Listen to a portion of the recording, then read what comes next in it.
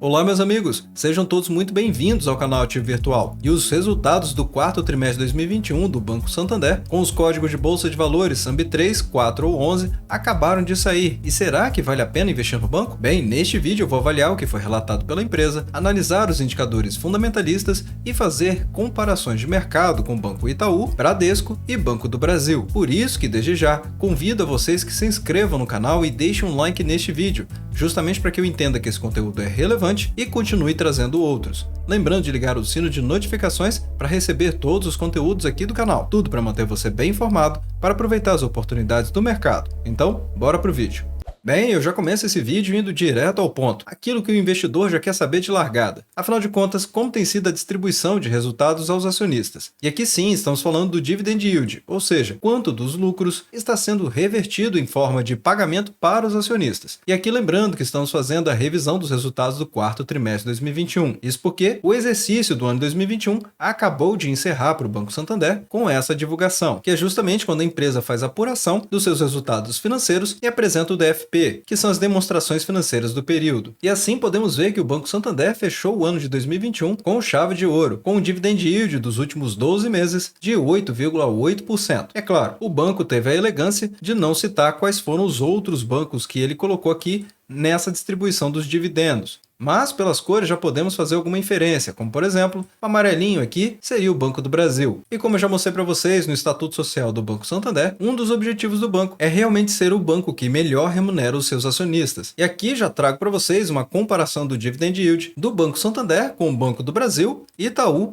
e Bradesco, com BBAS3, ITUB3 e BBDC3. Além de trazer a média do setor, que é de apenas 2,87%, o Banco Santander realmente tem a liderança com 8,61% neste momento. Lembrando que os 8,8% é com a apuração do valor de mercado do último dia útil do ano de 2021. E com isso, o Banco do Brasil fica na segunda posição, depois o Banco Bradesco e por último o Itaú. Lembrando que o Itaú já teve grande distribuição de dividendos antes da pandemia. Então, para aqueles que são investidores mais recentes, talvez não conheçam esse histórico do banco. E com esse quadro, eu trago para vocês a demonstração de como isso foi possível. Ou seja, como que o Banco Santander tem conseguido distribuir tantos dividendos para os acionistas. Mas antes, vamos relembrar aqui o Dividend Yield que foi pago desde 2009 até o ano de 2021, saindo de 2,8% e chegando em 2021 aos 8,8%. Sendo que o pior período de lucratividade, ainda assim o banco apresentou uma boa relação de pagamento de proventos, que foi entre 2012 a 2015, ficando ali entre 4,4% até 5,8%. E o banco ainda teve a decência de retirar eventos extraordinários, ou seja, ele agiu de boa fé, mostrando aqui os dados sem esses eventos extraordinários que elevariam muitíssimo esse dividend yield desse período, porque segundo o próprio banco, seriam mais 6 bilhões de eventos extraordinários no ano de 2013, 3 bilhões em 2015 e 6,8 bilhões em 2019. E com isso, o dividend yield saltaria para 15,1% em 2013, 11,3% em 2015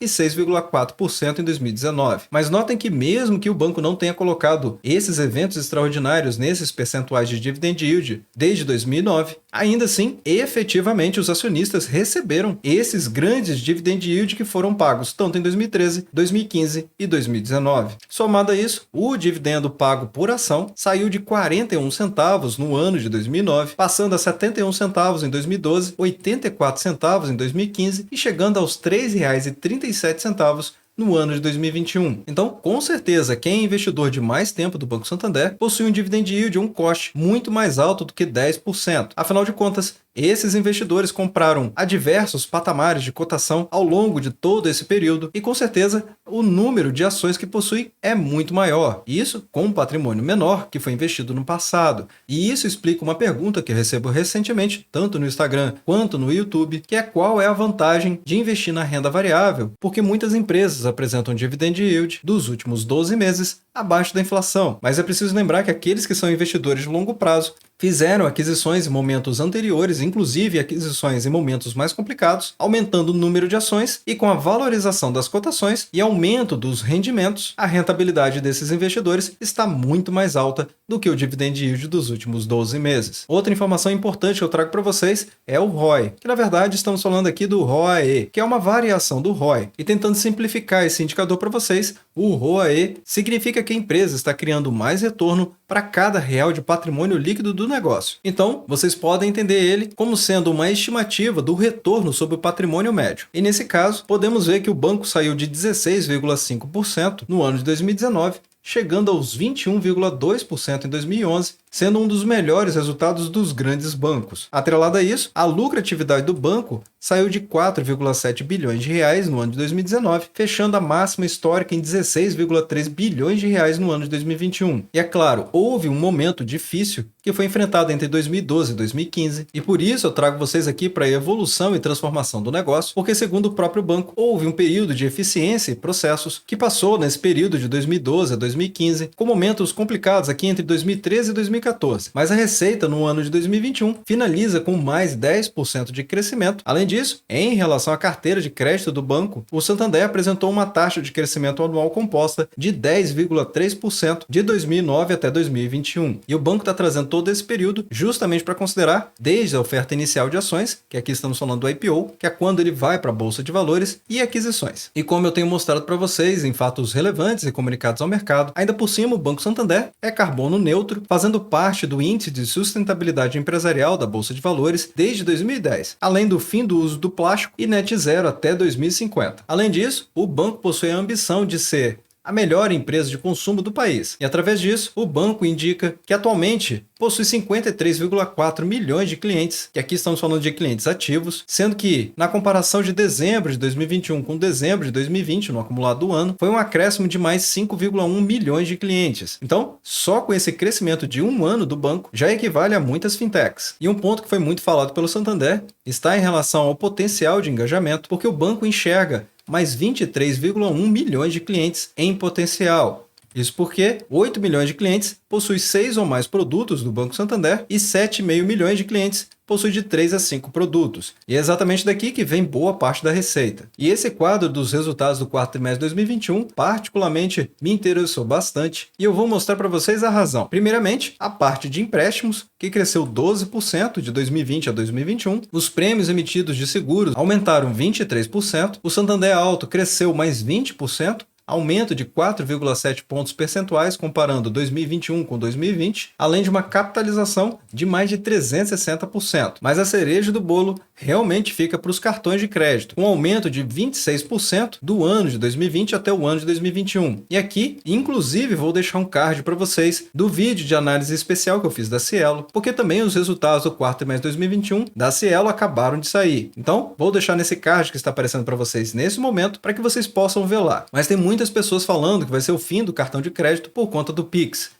E eu gostaria de saber a opinião de vocês em relação a esse assunto, porque como vocês podem ver, o banco cresceu 26% de 2020 para 2021, batendo um recorde de faturamento de cartão de crédito em mais 28% comparando ano com ano. E aqui estamos falando ainda da emissão de mais de 6 milhões de cartões SX, que são os cartões do Banco Santander, emitidos no ano de 2021. E isso tudo aconteceu no ano de 2021, que foi um ano de grande crescimento da cobertura do Pix, e muitas pessoas passaram a utilizar o serviço. Então, deixe nos comentários abaixo qual a sua opinião sobre isso, ainda mais vendo esses indicadores aqui, e se você assistiu o vídeo da Cielo, ainda por cima tem mais informação para poder contribuir nos comentários abaixo. Um ponto que eu acho importante trazer aqui, embora isso não mude absolutamente nada na parte de desempenho do banco, mas tenho certeza que vai interessar para muitas pessoas. Afinal de contas, isso aqui está relacionado à parte humana do banco, e esse tema pode ser relevante para algumas pessoas que estão assistindo esse vídeo. Então, eu respeito essas pessoas, trago aqui a parte da diversidade e inclusão, onde o crescimento das mulheres em posição de liderança aumentou para 31,4% em dezembro de 2021, saindo de 24,8% em dezembro de 2018. Além disso, a representatividade de negros aumentou para 27,3%, com a ambição do banco em chegar a 40% em dezembro de 2025. Inclusive, a parte da representatividade das mulheres também fica clara, inclusive na governança da companhia, no que se trata do conselho de administração. E agora falando mais especificamente dos resultados financeiros, o lucro líquido apurado no ano de 2021, conforme eu mostrei para vocês, chegou aos 16,3 bilhões de reais, vindo de 15,2 bilhões de reais no ano de 2020. E agora vai ficar mais fácil de entender como que o banco chegou nesses resultados, justamente vindo da margem financeira bruta, e aqui está relacionado a como o banco faz a captação de dinheiro. Muitas vezes aqui estamos falando de poupança, fundos de investimentos e muito mais, onde o banco faz uma captação pagando taxas baixas, como o CDI, e empresta a taxas muito mais altas. Então, a margem financeira bruta foi de 55,6 bilhões de reais, vindo de 51 bilhões de reais no ano de 2020, ou seja, um salto de 8,8% ano contra ano. E as comissões que estão relacionadas aí a produtos bancários cresceu 13,9%, trazendo uma receita total a 10,1%, puxado principalmente pela margem financeira bruta. E como vocês sabem, a inflação tem crescido a um ritmo galopante. E vendo aqui as despesas gerais do banco, que cresceram apenas 3,9% comparando 2021 com 2020, é um grande feito para o banco, justamente porque cresceu muito abaixo da inflação. Ponto importante aqui é a provisão de crédito duvidoso, e o banco já fez essa provisão aqui com um aumento de 10,3%. E isso é péssimo. É um crescimento muito grande da provisão de crédito duvidosos entre 2020 e 2021. Então precisamos ficar atentos em relação a esse indicador, ainda mais para os próximos períodos. E aí o interessante é que o mercado já começa com muitos escândalos, porque o quarto trimestre de 2021, o banco apresentou retração de 1,6% na sua receita total e 10,6% em relação ao seu lucro líquido. Mas é importante que os investidores façam essas análises, entendam a história do banco e suas demonstrações financeiras, para assim não se escandalizarem com resultados que são mais pontuais. É claro que a gente precisa continuar acompanhando para ver se vai ter degradação desses resultados, mas apenas um trimestre para o outro não invalida os resultados de um ano inteiro de feitos do banco, porque aqui ficou muito claro esse crescimento do ano de 2020 para o ano de 2021 em mais 7%. Então, na hora que você for avaliar se um ativo deve ou não entrar na sua carteira, você precisa entender não apenas o curto prazo, como também o longo prazo, para assim avaliar se o ativo faz sentido na sua estratégia. E aí talvez até mesmo aproveitar a queda das cotações por conta desse barulho no mercado em relação aos resultados do quarto trimestre de 2021 versus o terceiro trimestre de 2021 para aumentar sua posição ou iniciar uma nova carteira. Mas é claro, esse vídeo não é uma recomendação de compra e nem de venda. Aqui estou fazendo apenas uma reflexão para que vocês consigam avaliar por conta própria. Além disso, o banco demonstrou uma eficiência em 2021 de 35,3%, sendo melhor ainda do que do quarto trimestre de 2021, com 37,4%. Isso porque esse indicador de eficiência, quanto menor, melhor. A conta aqui é simples, basta dividir as despesas pelas receitas e assim encontra a eficiência. Pode ser um pouco diferente esse conceito para vocês, mas a eficiência é medida dessa forma. E de novo, o Banco Santander possui uma das melhores eficiências do mercado, além de um índice de Basileia de 14,9%, sendo bem acima do que é exigido pela lei brasileira, além do ROA de 2021 com 1,7%. E eu trago a atenção de vocês também para a margem financeira bruta aqui em mais detalhes. E podemos verificar que do quarto trimestre de 2021 para o terceiro trimestre de 2021, o salto foi grande, de 9,8% para 10,3%. Um belo crescimento, porém, quase estabilização para o quarto trimestre de 2021,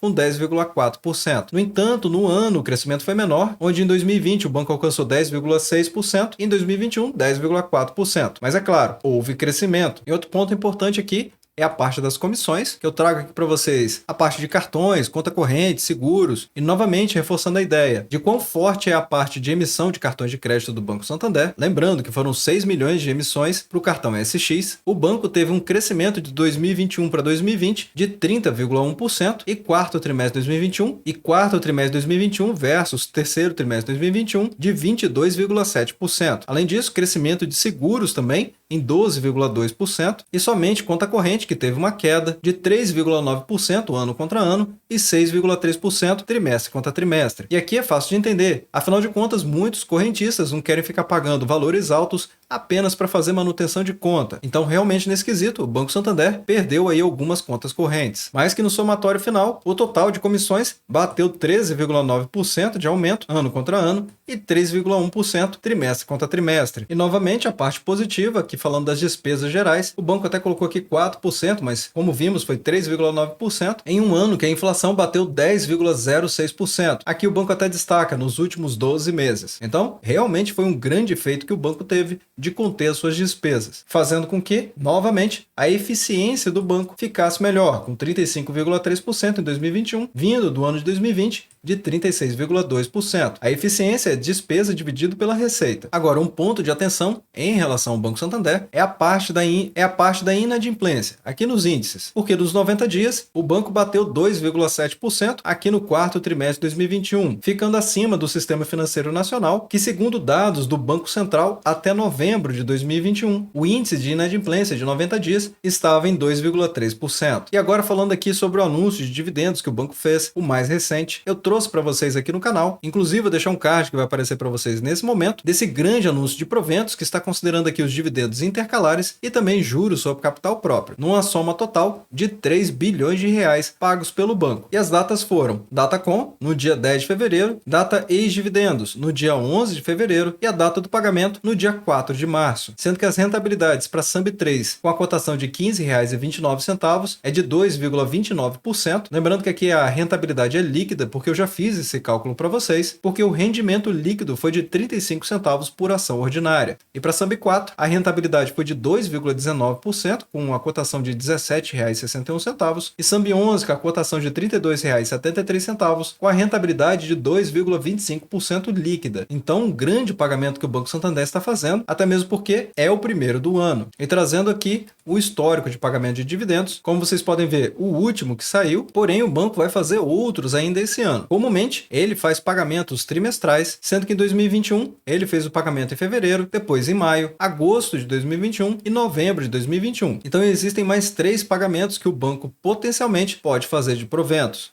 E notem que no ano de 2021, com exceção desse primeiro pagamento, os demais aconteceram no mesmo mês, ou seja, maio, agosto e novembro, reforçando assim a ideia que o banco pode fazer mais 3 pagamentos ainda no ano de 2022. E quando olhamos para o histórico de proventos pagos de SAMB3, isso nos últimos 5 anos, é fácil ver que desde 2018 o pagamento de dividendos tem aumentado, com uma leve redução para o ano de 2021, mas 2022 começou muito bem por conta desse grande anúncio de dividendos que o banco fez, e ainda faltando mais os 3 pagamentos que vimos há pouco. Aliado a isso, um payout médio de 58,29% nos últimos 10 anos, sendo que a última apuração foi um payout que passou dos 64%. E aliado a isso, temos aqui nos indicadores fundamentalistas o PL, que é o preço sobre lucro, ou seja, quanto que o mercado está pagando pela lucratividade da companhia. E embora o Banco Santander não tenha o melhor indicador, porém com um PL de 7,54 em relação à média do setor de 13,09, sendo que o Banco Santander apresenta o melhor dividend yield dos últimos 12 meses entre todos os bancos que temos aqui nessa lista, ou seja, Banco do Brasil, Banco Itaú e Banco Bradesco. Esse PL acaba sendo um PL bastante interessante. Nota especial aqui que o Banco do Brasil realmente possui a melhor relação, com 5,26, sendo o banco mais barato dessa lista. Mas ainda por cima, trago aqui para vocês a taxa de crescimento anual composta dos últimos 5 anos para os lucros do banco, que atualmente está em 15,38%. E aí, novamente recapitulando, o banco apresenta o melhor dividend yield, com receita subindo, lucratividade crescendo a uma taxa média de 10,81%, com um PL bastante razoável. Então o banco realmente apresenta ativos interessantes para serem considerados na estratégia de investimento de muitos investidores. Além disso, eu trago aqui para vocês a rentabilidade apenas das cotações do Banco Santander, aqui focado em SAMB3, porque nos últimos 12 meses as cotações do banco têm caído 18,45%. E faz todo sentido depois de revisarmos todos os resultados do quarto trimestre de 2021, vemos o apurado do exercício de 2021 versus o apurado do exercício de 2020, e ainda compararmos alguns indicadores fundamentalistas do setor e dos principais grandes bancos, também trazer a performance das cotações nos últimos 12 meses. E se você não é um investidor de comprar no topo e vender no fundo, no prejuízo, faz muito mais sentido você avaliar esse momento do banco. Afinal de contas, ele está menos 18,45%, sendo realmente o banco que entrega mais dividendos, com resultados robustos e interessantes, porém com as piores cotações. Até mesmo para reforçar, o Banco Bradesco, com BBDC3, com menos 12,3%, o Banco do Brasil praticamente estabilidade nos últimos 12 meses, com mais 0,32%, e o Banco Itaú, com ITUB3, cresceu 7,16% nas suas cotações. Bem, meus amigos, agora eu gostaria de saber a opinião de vocês a respeito do Banco Santander, o que vocês acharam dos resultados do quarto trimestre de 2021 e especialmente a parte que eu mostrei para vocês do crescimento de emissão de cartão de crédito e também das comissões. E se você já for acionista do Banco Santander, peço que você compartilhe suas opiniões e experiências nos comentários abaixo, porque certamente pode ajudar outras pessoas que estão pensando em investir também. Bem, meus amigos, espero que esse vídeo tenha ajudado vocês e caso tenha ajudado, peço que vocês deixem um like nesse vídeo, se inscrevam no canal e liguem o sino de notificações para ficarem bem informados. E um agradecimento especial para os membros do canal que favorecem que esses conteúdos sejam feitos para toda a comunidade.